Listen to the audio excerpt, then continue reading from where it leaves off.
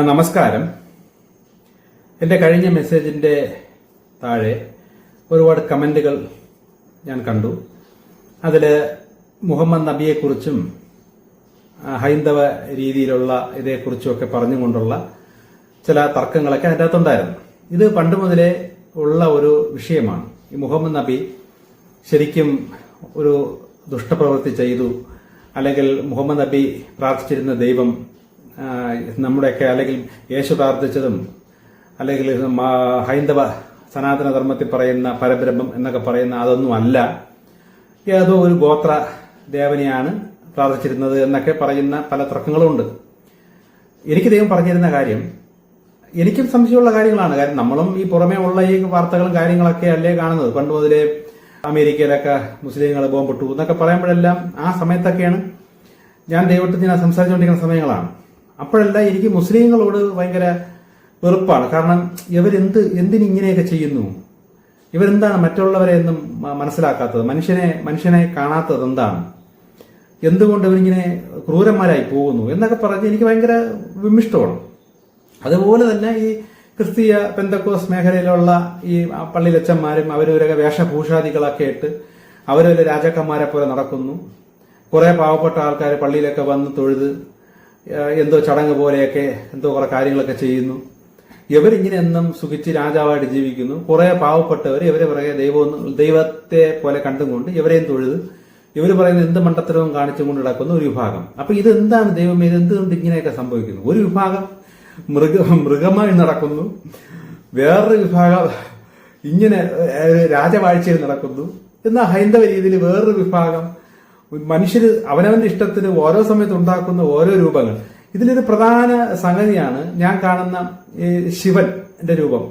ഒരു നീണ്ട ഒരു ഫ്ലെക്സിലൊക്കെ ഞാൻ അന്ന് കണ്ടെങ്കിൽ നല്ല ഓർമ്മയുണ്ട്. നല്ല ഋതിക് റോഷൻ, ഞാനൊക്കെ അന്ന് ഋതിക് റോഷൻ എന്നൊക്കെ പറഞ്ഞ് നോക്കിപ്പോ ആ ലെവലിൽ പറയും, നല്ല 6 പാക്ക് ഒക്കെ വെച്ച് ഒരു ശിവൻ, ആ രൂപം. പക്ഷെ ഞാൻ നമ്മളെ തിരുവനന്തപുരം മ്യൂസിയത്തിൽ പോകുമ്പോൾ അവിടെ 1500-2000 വർഷം മുമ്പുള്ള അന്നത്തെ ആൾക്കാർ ആരാധിച്ചുകൊണ്ടിരുന്ന ഒരു ശിവരൂപമുണ്ട്. കണ്ട പേടിയാവും. കല്ലിലെന്തോ കൊത്തിയ മൂടിയും സെന്ററിൽ ഒരു കണ്ണും വേറൊരു ഭയങ്കര വിരൂപ രൂപമാണ്. അപ്പൊ അന്നുണ്ടായിരുന്ന ആ വിരൂപ രൂപം, ഇപ്പൊ കാണുന്ന രൂപം, ഇനി നെറ്റിലൊക്കെ തുറന്നിട്ട് ജീസസ് അല്ലെ യേശുവിനെ നോക്കിക്കഴിഞ്ഞാൽ ഒരു 10-15 യേശു. ഇതിൽ ഏതാണ് ശരിക്കുള്ള യേശു? ഇതൊക്കെ ഈ പണ്ടുവരെയുള്ള എന്റെ സംശയങ്ങളാണ്. അപ്പൊ ഇതൊക്കെയാണ് ഞാൻ ദൈവത്തോട് ചോദിച്ചാണ് പല കാര്യങ്ങളും ഒന്നിന്റെ പിറകെ ഒന്നായിട്ട് ഇങ്ങനെ സംശയം വന്ന് പല കാര്യങ്ങളും ഞാൻ ചോദിച്ചെടുക്കണം. ഇത് ഏതാണ് ശരിക്കുള്ള യേശു, അല്ലെങ്കിൽ ഇത് എന്താണ് ഇങ്ങനെ? അപ്പൊ ഇതൊന്നും മനുഷ്യർക്ക് മനസ്സിലാകുന്നില്ല. ഒരു യേശുവിന്റെ പടം എന്ന് പറയുമ്പോൾ തന്നെ ഓരോ വീടുകളിലൊക്കെ പോകുമ്പോൾ തന്നെ ഓരോ രൂപം വെച്ചിട്ട് അതിന്റെ ഫ്രണ്ടിൽ വഴുവിരിയും കത്തിച്ച് സാമ്പ്രാണി തൂക്കി കത്തിച്ച് വെച്ച് ബൈബിള് നല്ല തുണിയൊക്കെ വിരിച്ച് അതിന്റെ വേണ്ടി ഒരു ബൈബിള് തുറന്നു നോക്കിയിട്ടുണ്ടോ സംശയമാണ്. അതിങ്ങനെ വെച്ചേക്കും. അപ്പൊ ഞാൻ ചോദിക്കും, ഇത് നിങ്ങൾ വായിക്കൂലേ എന്നൊക്കെ ചോദിക്കുമ്പോൾ വായിക്കും. അതെങ്ങനെ വായിക്കും എന്ന് വെച്ചാൽ സന്ധ്യയ്ക്ക് എടുത്ത് വിരല് ഇടയിൽ വെച്ചിട്ട് ഇഷ്ടമുള്ള എന്തെങ്കിലും തുറന്നിട്ട് എന്തെങ്കിലും കാണുന്നത് വായിക്കും, അടച്ചങ്ങ് വയ്ക്കും.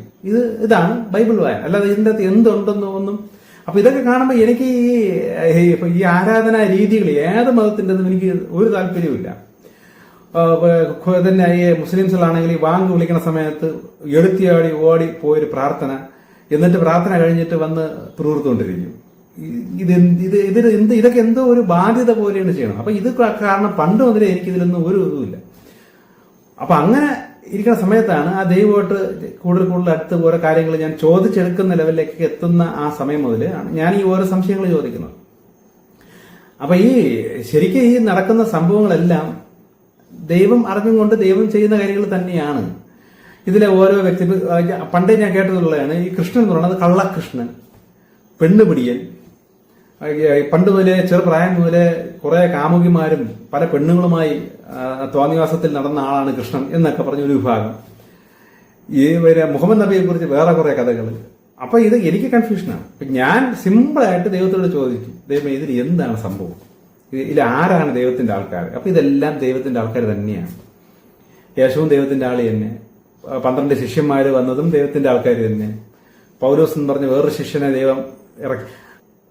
മനുഷ്യരായിട്ട് വരുന്ന, ഭൂമിയിൽ വരുന്ന ദൈവത്തിന്റെ പ്ലാൻ പ്രകാരം മനുഷ്യർക്കിടയിൽ പഠിപ്പിക്കാനായിട്ട് വരുന്ന സകലരും ഇതിൽ പ്രധാനമായിട്ട് ഞാൻ ഈ മുസ്ലിം ലെവലിലോട്ടൊക്കെ കാര്യങ്ങളിൽ പഠിച്ച് മനസ്സിലാക്കിയൊക്കെ പോകുന്ന സമയത്ത് അതിൽ പറഞ്ഞിട്ടുണ്ട്, മനുഷ്യന്റെ ജനനം ആദ്യ മനുഷ്യൻ മുതൽ 1,20,000 പ്രവാചകർ മനുഷ്യരെ പഠിപ്പിക്കാനും ദൈവത്തിന്റെ പ്ലാൻ പ്രകാരം ഭൂമിയിൽ വന്നിട്ടുണ്ട്. 1,20,000. അതിൽ ഈ അവസാന സമയത്ത് വന്ന ഒരാള്, വെറും അതിലൊരാളാണ് ഈ മുഹമ്മദ് നബി എന്ന് പറയുന്നത്. അപ്പൊ അതിന്റെ അകത്ത് ഈസാ നബി, യേശുവുണ്ട്, ഇബ്രഹാം നബിയുണ്ട്, സുലൈമാൻ നബി, അതായത് ശലമോനുണ്ട്, ദാവീദുണ്ട്, ഈ നമ്മളെ ഹൈന്ദവത്തിലുള്ള കൃഷ്ണനുണ്ട്, പരശുരാമനുണ്ട്. ഇതെല്ലാം ഒക്കെ വരും ഇതിന്റെ അകത്ത്. അപ്പൊ അത് ദൈവമാണ് എനിക്ക് പറഞ്ഞിട്ടുള്ളൂ. ഈ 1,20,000-നകത്ത് ഹൈന്ദവ മതത്തിലാണെങ്കിലും ബുദ്ധമതം, എല്ലാ മതത്തിലും അല്ലെങ്കിൽ ഭൂമിയിൽ ഈ മതം വന്നേക്കണത് ഈ വരുന്ന വ്യക്തിയുടെ പേരിലാണല്ലോ മതം ഉണ്ടായി പറഞ്ഞത്. അത് മനുഷ്യരുണ്ടാക്കി വെക്കുന്ന സാധനം. പക്ഷെ ഈ വ്യക്തികൾ പഠിപ്പിക്കാനായി ദൈവത്തിൽ നിന്ന് വന്നവരെല്ലാവരും ചേർത്താണ് ഈ 1,20,000-ഓളം പേര് ഭൂമിയിൽ വന്നിട്ടുണ്ടെന്ന് പറയുന്നത്. അതിനുശേഷം പിന്നെ എത്ര പേര് വന്നിട്ടുണ്ട് ഇപ്പം. അപ്പൊ ഇങ്ങനെയൊക്കെ ഇതിന്റെ അത്ര കണക്കുണ്ട്. അപ്പൊ ഈ വരുന്ന വ്യക്തികളെല്ലാം ഇവരൊക്കെ പൂർണ്ണ അവതാരങ്ങളായിരിക്കാം, ഭാഗിക അവതാരങ്ങളായിരിക്കാം. അങ്ങനെ പൂർണ്ണ അവതാരം വലിയ വലിയ കാര്യങ്ങൾ ചെയ്യും, അവരുടെ മതങ്ങളൊക്കെ സ്ഥാപിക്കപ്പെടും. ഭാഗിക അവതാരങ്ങളുണ്ട്. അപ്പൊ ഇങ്ങനെ പല ആത്മാക്കൾ ദൈവത്തിൽ നിന്ന്, അത് ദൈവത്തിലേക്ക് ജയിച്ചു പോയ വിശ്വസ്തരായ ചില ആത്മാവ്, ചില മനസ്സുകളെയാണ് ദൈവം അവതാരങ്ങളായിട്ട് ഭൂമിയിൽ അയക്കുന്നത്, മനുഷ്യരെ നന്നാക്കിയെടുക്കാൻ. അപ്പൊ മനുഷ്യരെ ആയിട്ട് ഇടപഴകി ജീവിക്കുന്ന ഈ കാലഘട്ടത്ത് ഈ വരുന്ന ഈ ആത്മാവ്, ഭൗതിക മനസ്സുണ്ട്, ഈ ആത്മാവ് ഉണ്ടല്ലോ, രണ്ടും മനസ്സുണ്ടല്ലോ ഈ വരുന്ന വ്യക്തിക്കും. കാര്യം ഒരു ഗർഭപാത്രത്തിലൂടെ അല്ലെങ്കിൽ ഒരു കൊച്ചു കുട്ടിയായിട്ട് ശിശുവായിട്ടൊക്കെയാണ് ഭൂമിയിൽ വരുന്നത്. അപ്പൊ വളർന്നു വരുന്ന സമയത്ത് മറ്റ് പ്രലോഭനങ്ങളിലൂടെയും കിട്ടിയ അറിവുകളിലൂടെയൊക്കെ ഈ വ്യക്തികളും തെറ്റിപ്പോവും. മനുഷ്യനാണ്, തെറ്റിപ്പോവും. അവരും പ്രാർത്ഥിക്കും. ഞാനീ പറയുന്ന അവതാരങ്ങളെ കുറിച്ചാണ്, അല്ലാതെ സാങ്കല്പിക രൂപങ്ങൾ ഉണ്ടാക്കി ആയി വെച്ചിരിക്കുന്ന അല്ലെങ്കിൽ മലക്കുകൾ എന്ന് പറയുന്ന മാലാഖമാര്, കെരൂബുകള്, ജിന്നുകൾ എന്നൊക്കെ പറയുന്ന അദൃശ്യ ദേവി ദേവന്മാർ എന്ന അദൃശ്യ ശക്തികളെ കുറിച്ചല്ല ഞാൻ ഈ പറയുന്നത്. അത് വേറെ. ഇത് ഇതോടെ മിക്സായി പോകരുത്. പലരും എന്നെ സംശയങ്ങൾ ചോദിക്കുമ്പോൾ അങ്ങോട്ടും ഇങ്ങോട്ടൊക്കെ മിക്സായി പോകും. ഇപ്പൊ കൃഷ്ണനും രാമനും ശിവനും ഗണപതിയും ഒക്കെ ഇങ്ങനെയാണോ അങ്ങനെയാണോ, എല്ലാ രണ്ട് സെക്ഷനാണ്. ഈ ഗണപതി ആണെങ്കിലും ഈ ശിവൻ എന്ന് പറയുന്നത് ഇതൊക്കെ അദൃശ്യ ശക്തികളാണ്. അപ്പൊ അവർക്ക് മനുഷ്യന് കൊടുത്ത പല രൂപങ്ങൾ, അതായത് അവർ കണ്ട ദർശനങ്ങളിലൂടെയൊക്കെ, അവർ കണ്ട രൂപങ്ങളിലൂടെ, ചില ഭാവനാ രൂപങ്ങളിലൂടെയൊക്കെ കണ്ട രൂപങ്ങൾ, വരച്ച രൂപങ്ങളൊക്കെയാണ് നമ്മളിപ്പോൾ കാണുന്നത്. പക്ഷെ ഞാനീ പറയുന്നത് അവതാര പുരുഷന്മാരാണ്, മനുഷ്യരെ കുറിച്ചാണ്. അതായത് ഭൂമിയിൽ മനുഷ്യ കുട്ടിയായിട്ട് ജനിച്ച് ഗർഭപാത്രത്തിലൂടെയൊക്കെ വന്നു സാധാ മനുഷ്യരുടെ ഇടയിൽ സാധാരണ ആഹാരങ്ങളെ കഴിച്ച് ചെറുപ്രായത്തിൽ ജീവിച്ച് ദൈവം ഏൽപ്പിച്ച് ജോലി ചെയ്ത് പഠിപ്പിക്കേണ്ടത് പഠിപ്പിച്ച് തിരിച്ചു പോയവരാണ്. അപ്പൊ ഇവരെല്ലാരും ദൈവത്തോട് പ്രാർത്ഥിക്കുന്നവരാണ്. അതുകൊണ്ടാണ് ഇവരെയൊക്കെ പ്രവാചകർ എന്ന് പറയുന്നത് ഖുർആൻ പ്രകാരം. നമ്മൾ ഇവരെയൊക്കെ കൃഷ്ണനെയൊക്കെ നമ്മൾ ദൈവം എന്ന് പറഞ്ഞെങ്കിൽ പോലും ഖുർആൻ നിയമപ്രകാരം, സൃഷ്ടാവ ദൈവത്തിന്റെ നിയമപ്രകാരം ആരൊക്കെ ദൈവത്തോട് പ്രാർത്ഥിച്ചിട്ടുണ്ടോ അവരെല്ലാരും സൃഷ്ടികളാണ്. ദൈവം മാത്രമേ ഉള്ളൂ പ്രാർത്ഥിക്കാത്തത്. ബാക്കിയുള്ള സകല സൃഷ്ടികളും, ദേവന്മാരായാലും എല്ലാവരും ദൈവത്തോട് പ്രാർത്ഥിക്കുന്നതാണ് അവരൊക്കെ ധ്യാനിക്കുന്നത്. മനുഷ്യരായിട്ട് വന്ന അവതാരമൊക്കെ ധ്യാനിക്കും. അപ്പൊ ഇവരെല്ലാരും തെറ്റിപ്പോവും. ഭൂമിയിൽ അവർ ജീവിക്കുമ്പോൾ തന്നെ തെറ്റിപ്പോവും. കാരണം അതാണ് ഞാൻ ഈ പറയുന്ന പ്രധാന സംഭവം. ഇപ്പൊ എന്റെ ഈ മെസ്സേജ് കേൾക്കുന്ന ഒരുപാട് പേര് ദൈവത്തിന്റെ ആ ഹൈ ഡയമെൻഷൻ, പോസിറ്റീവിന്റെ ഹൈയിലേക്ക് പോകാൻ പ്ലാൻ ചെയ്ത ഒരുപാട് ആത്മാക്കളുണ്ട്. അവരുമൊക്കെ പല രീതിയിൽ തെറ്റിക്കിടപ്പുണ്ട്, തെറ്റുകളും ചെയ്തിട്ടുണ്ട്, കുരുക്കുകളും ഉണ്ടാക്കി വെച്ചിട്ടുണ്ട്. അതിൽ നിന്നൊക്കെ ഇനി അഴിഞ്ഞു വരണം. എന്താണ് ഇതിന്റെ കുഴപ്പം എന്ന് പറഞ്ഞാൽ, ഞാൻ നേരത്തെ പറഞ്ഞില്ല, ഈ 3-ാം ലെവലിൽ നിൽക്കുന്ന കുറെ ശക്തികളുണ്ട്. ദൈവത്തിൽ നിന്നും തള്ളപ്പെട്ട, വേസ്റ്റായി കണക്കാക്കുന്ന കുറെ പൈശാചിക അസുര ശക്തികളുണ്ട്. ഇവരാണ് ശരിക്കും ദൈവത്തിന്റെ പ്ലാൻ പ്രകാരം നിൽക്കുന്ന ആത്മാക്കളെ തെറ്റിക്കുന്നത്. അപ്പൊ ഇവരുടെ പ്ലാൻ എന്ന് പറഞ്ഞാൽ ഈ വ്യക്തിയെ മാക്സിമം ഭൗതിക മനസ്സ്, അല്ലെങ്കിൽ നമ്മളെ ബോധ മനസ്സിലൂടെ നമ്മളെ തലച്ചോറിൽ തെറ്റായ ഇൻഫർമേഷനും പ്രലോഭനങ്ങളും നൽകി നമ്മളെ തെറ്റിച്ചുകൊണ്ടേയിരിക്കുക. അപ്പം ആത്മീയ മനസ്സുള്ള നമ്മൾ, അല്ലെങ്കിൽ നമ്മുടെ ഉള്ളിൽ ആ പോസിറ്റീവായി നിൽക്കുന്ന, ശക്തമായി നിൽക്കുന്ന ആത്മാവിന്റെ അകത്തുള്ള ആ ഇൻഫർമേഷൻസ് തിരിച്ചറിയാതെ, കാരണം തിരിച്ചറിയാനും പറ്റൂല. കാരണം ഈ ശക്തികൾ, ഈ അസുര ശക്തികൾ ഈ വ്യക്തിയെ ഭൗതികമായ എന്തെങ്കിലും മേഖലയിലോ, ഇപ്പൊ ജോലിയിലോ, വീട്ടിലെ പ്രാരാബ്ധത്തിലോ, ദാരിദ്ര്യത്തിലോ എങ്ങനെയെങ്കിലും ഇട്ട് ടെൻഷൻ അടിപ്പിച്ചുകൊണ്ടിരിക്കും. അപ്പൊ ഇങ്ങനെ അടിച്ചുകൊണ്ടിരിക്കുന്ന സമയത്ത് ഈ വ്യക്തി ഒരിക്കലും ഒന്ന് സ്വസ്ഥമായിട്ടൊന്ന് ഇരുന്ന് ധ്യാനിച്ച്, അല്ലെങ്കിൽ ഒന്ന് വെറുതെ ഇരുന്ന് ആത്മാവിന്റെ സംസാരം ശ്രദ്ധിക്കുന്ന ലെവലിലേക്ക് എത്തൂല. ഇനി അഥവാ ആത്മാവ് എന്തെങ്കിലും ഇൻഫർമേഷൻ കൊടുത്താൽ പോലും ഇതൊക്കെ വെറും തോന്നലാണ് എന്ന തോന്നൽ നൽകിക്കൊണ്ട് ഈ പൈശാചിക അസുര ശക്തികൾ ഇവരെ വഴിതെറ്റിക്കും. ഇപ്പൊ ദൈവത്തിൽ നിന്ന് തന്നെ ഒരു ഇൻഫർമേഷൻ അവർ കിട്ടിയെന്ന് വെച്ചോ, ഇപ്പൊ ഇങ്ങനെ ചെയ്യണം എന്ന് കിട്ടിയാൽ ഇവരത് അങ്ങനെ ചെയ്യുമ്പോൾ ഉടനെ ഈ പൈശാചിക അസുര ശക്തികൾ ഇവരുടെ തലച്ചോറിൽ ചെന്നിട്ട് ഇങ്ങനെയും കൂടെ ചെയ്യാം, ദൈവം ഇങ്ങനെ ചെയ്ത് പറഞ്ഞേക്കുകയില്ലേ, അപ്പൊ അങ്ങനെ ഇങ്ങനെ ചെയ്താലും കുഴപ്പമില്ല, അപ്പൊ ഇങ്ങനെയും നമുക്ക് ചെയ്യാം എന്ന പ്രലോഭനം, തോന്നൽ ഇവരുടെ തലച്ചോറിൽ കൊടുത്തുകൊണ്ടിരിക്കും. ഇത് എല്ലാ അവതാര പുരുഷന്മാർക്കും പറ്റുന്നൊരു കുഴപ്പമാണ്. പല മണ്ടത്തരങ്ങളും പറ്റും. കാരണം ഈ ശരീരത്തോടുകൂടി ബോധമനസ്സായി ഭൂമി നിൽക്കുമ്പോൾ ഈ അസുര ശക്തികൾ നമ്മളെ പ്രലോഭിപ്പിച്ച് വഴിതെറ്റിക്കാൻ ശ്രമിക്കും. ഇങ്ങനെ തെറ്റിക്കുമെന്ന് സംഭവിക്കും, ഇവരുടെ ജോലി നമ്മളെ വഴിതെറ്റിച്ച് വിട്ടാൽ മതി. അപ്പം നമ്മൾ തെറ്റിപ്പോയാൽ അടുത്ത ഡ്യൂട്ടി നമ്മളിലുള്ള ദൈവത്തിന്റെ ശിക്ഷയുടെ ശക്തികൾക്കാണ് പിന്നെ അടുത്ത ഡ്യൂട്ടി. അപ്പൊ ഇവരെന്ത് ചെയ്യും? സ്വാഭാവികമായിട്ടും നമുക്ക് അതിന്റെ കർമ്മത്തിന്റെ ഫലം അനുഭവിപ്പിക്കാൻ തുടങ്ങും. കാരണം നമ്മൾ തെറ്റിപ്പോയി. തെറ്റുമ്പോൾ ഉടനെ ഇതൊരു പ്രോഗ്രാം ചെയ്ത് വെച്ചിരിക്കുന്ന സാധനങ്ങളാണത്. ഇത് എന്താണ് നടക്കുന്നത് അപ്പോൾ ഇത് നടന്നോളൂ. കമ്പ്യൂട്ടർ പോലെ കണ്ടാൽ മതി. എവിടെ നമ്മൾ തെറ്റുന്നോ അവിടെ ഉടനെ ഈ നമ്മളിലുള്ള ദൈവത്തിന്റെ ശിക്ഷയുടെ നെഗറ്റീവ് ശക്തികൾ, ശിക്ഷയുടെ ശക്തികൾ നമ്മളെ ശിക്ഷിക്കാൻ തുടങ്ങും.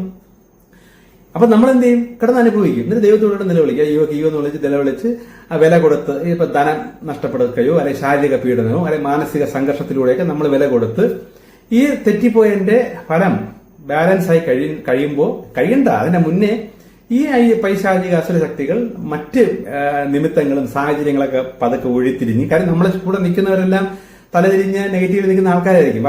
അപ്പൊ അവരിലൂടെ നമ്മളെ തെറ്റിപ്പിക്കാൻ വളരെ ഈസിയാണ്. ഇപ്പൊ ദൈവിക റൂട്ടിൽ കറക്റ്റ് നിൽക്കുന്ന ഒരു വ്യക്തിയെ ഈ പൈശാചികൾക്ക് പെട്ടെന്ന് തെറ്റിക്കാൻ പറ്റില്ല. കാരണം അവൻ ഈ കാര്യങ്ങൾ മനസ്സിലാക്കി അറിവുണ്ട്. അപ്പം ഉള്ളിൽ പ്രലോഭനം വന്നാലും വേണ്ട, എനിക്ക് ഞാനങ്ങനെ അല്ല, ഇനി അങ്ങനെ ചെയ്യില്ല, ഇവർ മനസ്സുകൊണ്ട് നിയന്ത്രിക്കും. പക്ഷെ തെറ്റി നിൽക്കുന്ന ആൾക്കാർ, ഒരു ആത്മവളർച്ച ഇല്ലാത്ത നമ്മുടെ കുടുംബത്തിലുള്ളവരോ സുഹൃത്തുക്കളോ അല്ലെ നമ്മളെ ജോലി സ്ഥലത്തുള്ളവരെയൊക്കെ പ്രലോഭിപ്പിച്ച് നമ്മളെ പിന്നെയും തെറ്റിക്കാൻ ഈ ആസുര പൈശാചിക ശക്തികൾക്ക് ഈസിയാണ്. അപ്പൊ അറിവ് നമുക്കുണ്ടെങ്കിൽ നമുക്ക് പിടിച്ചിരിക്കാൻ പറ്റും. അപ്പൊ നമ്മൾ അറിവില്ല, നമുക്ക് ഈ വിധ കാര്യങ്ങൾക്ക് ഇൻഫർമേഷൻ ഇല്ല. എന്നാൽ ഇൻഫർമേഷൻ ഉണ്ട്. എവിടെ നിന്ന്? നമ്മൾ ആത്മാവിൽ തന്നെ കിട്ടുകയും ചെയ്യുന്നുണ്ട്. നമ്മളിത് മൈൻഡും ചെയ്യുന്നില്ല. മൈൻഡ് ചെയ്യാതെ നമ്മൾ ഭൗതികത്തിൽ കാണുന്ന നമ്മുടെ ബോധമനസ്സുകൊണ്ട് ഇതാണ് ശരിയെന്ന് വിചാരിച്ചിരിക്കുന്ന കാര്യങ്ങൾ പിന്നെയും ചെയ്ത് നമ്മൾ പിന്നെയും തെറ്റും. ഇത് തന്നെയാണ് ഈ അവതാര പുരുഷന്മാരുടെ അല്ലെ ദൈവത്തിന്റെ പ്ലാൻ പ്രകാരം ചില ജോലികൾ ചെയ്യാൻ ആയിട്ട് വരുന്നവരെയും പറ്റുന്ന പ്രശ്നം ഇതാണ്.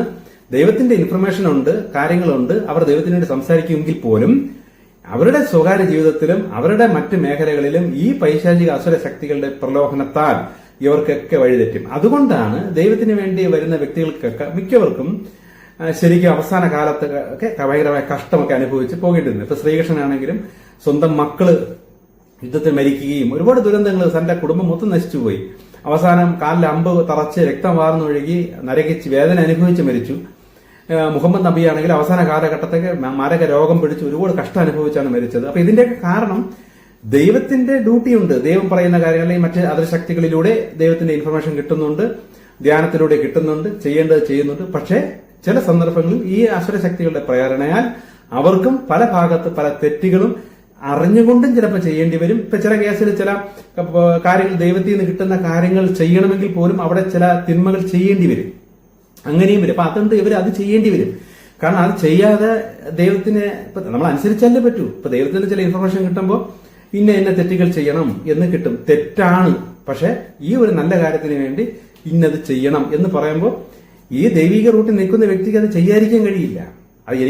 പക്ഷെ അതോടൊപ്പം തന്നെ ഇത് തെറ്റാണ് ഇല്ലെന്നല്ല, പക്ഷെ ആ തെറ്റിന്റെ ഫലമായിട്ട് കുറെ ആ കർമ്മത്തിന്റെ ഫലം നീ അനുഭവിക്കേണ്ടി വരുമെന്നും കിട്ടും. ഇതേപോലെ ചില കാര്യത്തിൽ ചില ദൈവിക റൂട്ടിൽ നിൽക്കുന്നവർക്ക് പല തെറ്റുകളും അറിഞ്ഞുകൊണ്ട് ചെയ്യേണ്ടി വരും. അപ്പൊ ഇത് എന്ത് പറ്റുന്ന വെച്ചാൽ ഇത് മറ്റേ ശിഷ്യരുടെ അടുത്ത് കൂടുതലവർക്ക് പറയാൻ പറ്റൂല, ഞാൻ എന്തിനാണ് ഇത് ചെയ്യുന്നു എന്നുള്ളത് തിരിച്ചറിയാൻ പറ്റില്ല. അത് മാത്രമല്ല, നമ്മളങ്ങനെ പറഞ്ഞാൽ പോലും ഒരു ആത്മവളർച്ച ഇല്ലാത്ത ഇപ്പൊ ഈ ദൈവത്തിന്റെ ആളാണല്ലോ അപ്പൊ ഇയാളെ കൂടെ നിന്നാൽ ഇപ്പൊ എന്റെ കാര്യങ്ങളൊക്കെ സാധിക്കും, ഇയാളാണ് ദൈവത്തിന്റെ ദൈവം എന്നൊക്കെ പറഞ്ഞൊക്കെ നിൽക്കുന്ന ഒരുപാട് പേര് കൂടെ കുറെ പേര് കാണും. അപ്പൊ ഈ വ്യക്തി ചെയ്യുന്ന ചില തെറ്റുകൾ അല്ലെങ്കിൽ ചെയ്യുന്ന ചില കാര്യങ്ങൾ ദൈവമേ ഞാൻ ഇങ്ങനെ ചെയ്യണോ ചെയ്യണ്ടേ എന്നൊക്കെ ചോദിച്ച് ക്ലാരിഫൈ ചെയ്തിട്ടായിരിക്കും ചിലത് ചെയ്യുന്നത്. ചിലർക്കിപ്പം മോക്ഷം കിട്ടാൻ വേണ്ടിയിട്ട് ചിലപ്പം അങ്ങനെ ചെയ്യാറുണ്ട്. ഇപ്പം എന്റെ അടുത്ത് ദൈവം പറഞ്ഞിട്ടുള്ളതെന്ന് വെച്ചാൽ പല കേസുകളിലും ഈ പണ്ടുള്ള ഇപ്പൊ ശ്രീകൃഷ്ണനാണെങ്കിലും അല്ലെങ്കിൽ മുഹമ്മദ് നബി ആണെങ്കിലും ഇപ്പൊ ഇങ്ങനെയൊക്കെയുള്ള ആൾക്കാര് പല യുദ്ധങ്ങളും പല കൊലപാതകങ്ങളും ഒക്കെ ചെയ്തിട്ടുണ്ടെയൊക്കെ പിന്നിൽ ആ ആത്മാക്കൾക്ക് മോക്ഷം കൊടുത്ത് വിടുന്ന പ്രക്രിയയും കൂടെ ഉണ്ട്. ഇപ്പൊ ശ്രീരാമനാണെങ്കിലും മോക്ഷത്തിന്റെ കാര്യങ്ങളുണ്ട് അതിനിടയിൽ. അപ്പൊ ഈ വിധ വ്യക്തികളിലൂടെ ഒരു മരണമോ കൊലപാതകമോ നടക്കുമ്പോൾ അവിടെ മറ്റ് വിഭാഗത്തിലുള്ളവർക്ക് മോക്ഷം ലഭിക്കും.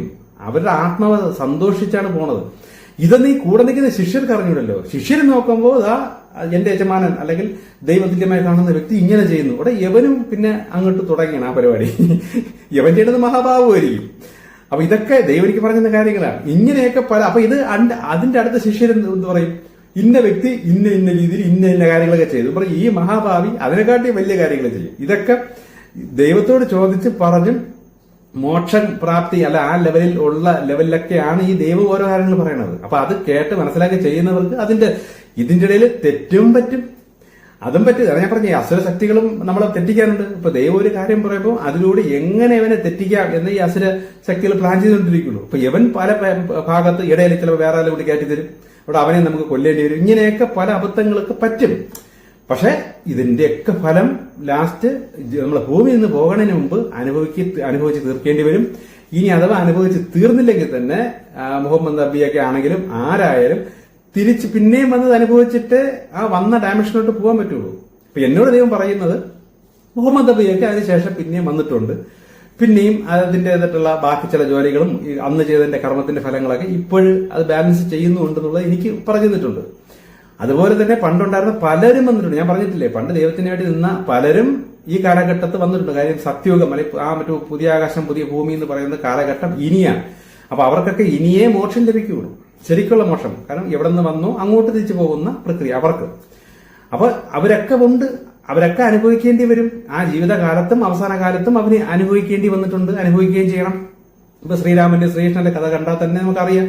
ശ്രീരാമന്റെ കാലത്തുണ്ടായിരുന്ന ആ ഒരു തെറ്റ് ശ്രീകൃഷ്ണനായിട്ട് വന്ന് അനുഭവിച്ച് തീരേണ്ടി വന്നിട്ടുണ്ട്. ഇപ്പൊ ശ്രീകൃഷ്ണന്റെ കാലത്തുണ്ടായിരുന്നത് അടുത്ത യേശുവായിട്ട് അല്ലെങ്കിൽ യേശുവിന്റെ കാലഘട്ടത്തിൽ യേശുവായി വന്ന് അനുഭവിച്ച് തീർന്നിട്ടുണ്ട്. ഇനി ആ യേശുവിന്റെ കാലത്ത് എന്തെങ്കിലും ബാലൻസ് ഉണ്ട്, പല ആഗ്രഹങ്ങളും പൂർത്തീകരിക്കാത്തതുകൊണ്ടാണ് ആ യേശു തന്നെ അടുത്ത ഒരു അവതാരമായിട്ട് പിന്നെയും തിരിച്ചു വരുമെന്ന് ബൈബിളിൽ പറയുന്നത്. ഇപ്പൊ ക്രിസ്ത്യാനികൾ ആ യേശു നേരിട്ട് പോയി ഇവിടെ നിന്ന് ഇറങ്ങി വരും നോയിക്കൊണ്ടിരിപ്പുണ്ട്. അങ്ങനെയല്ല, ആ ആത്മാവ് വീണ്ടും അടുത്ത് അവതരിച്ച് വരും. അതാണ് ഈ കൽക്കി എന്ന് പറഞ്ഞ അടുത്ത അവതാരം. ഇതിങ്ങനെ തുടർന്നുകൊണ്ടിരിക്കും. അപ്പൊ ഓരോ ജന്മത്തിലും പറ്റുന്ന അബദ്ധത്തിനും മണ്ടത്തരത്തിനും അടുത്ത ജന്മത്തിലൂടെ പരിഹാരമുണ്ട്. ആ ജന്മത്തിലും ചില കഷ്ടങ്ങൾ അനുഭവിച്ച് പരിഹരിക്കപ്പെടും. അല്ലാതെ ദൈവത്തിന്റെ റൂട്ടിൽ നിൽക്കുന്ന ഒരു വ്യക്തി ആയതുകൊണ്ട് അവർ ഫുൾ പെർഫെക്റ്റ് ഒരു പാവം ചെയ്യില്ല, അങ്ങനെ ഒരു വ്യവസ്ഥയില്ല. അവരെയാണ് കൂടുതൽ ഈ അസുര ശക്തികൾ ടാർഗറ്റ് ചെയ്ത് അവരെ സാഹചര്യത്തിലൂടെ തെറ്റിക്കുന്നതെന്ന് തിരിച്ചറിയുക. ഓക്കെ, ഇത് ചില കാര്യങ്ങളൊക്കെ അടുത്തത്.